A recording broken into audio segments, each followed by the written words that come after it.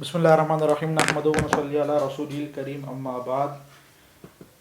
آج جو ہے ایک منٹ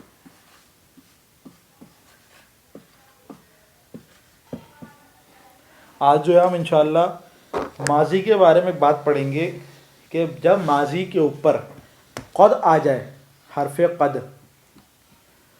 تو ماضی اگر آپ ترجمہ کرو گے ماضی کا نصرہ کیا ترجمہ ہوگا؟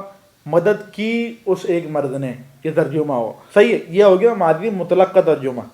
نہ اس کے اندر یہ آئے گا کہ مدد کی تھی اس ایک مرد نے، نہ اس کے اندر یہ آئے گا مدد کی ہے اس ایک مرد نے. اس طرح کے الفاظ نہیں آئیں گے. صحیح ہے.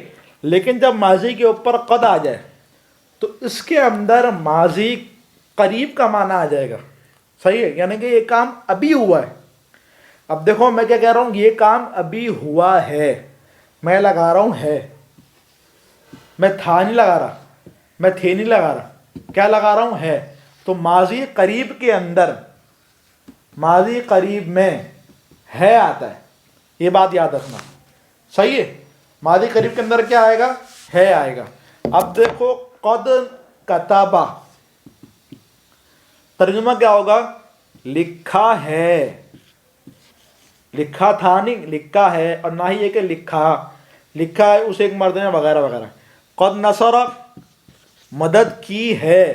صحیح ہے. اب دیکھو اتنا سمجھ میں آ گیا کہ ماضی کے اوپر قد لگانے سے ماضی قریب کا معنی آ جاتا ہے. اب میں آپ کے سامنے یہ آیت لکھی ہوئی ہے، ترجمہ میں اپنا نہیں کر رہا، یہ تفسیر عثمانی کا ترجمہ ہے.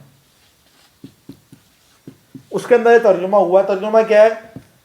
اور مدد کر چکا ہے اللہ بدر کی لڑائی میں. اب دیکھو ہے تو یہ ماضی، یہ نہیں کہ مدد کر چکا تھا، نہیں. ترجمہ کیا کیا؟ مدد کر چکا ہے. صحیح ہے.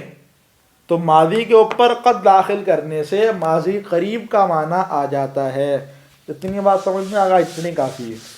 کل کی ویڈیو لمبی ہو گئی تھی تو آج اتنا کافی ہے.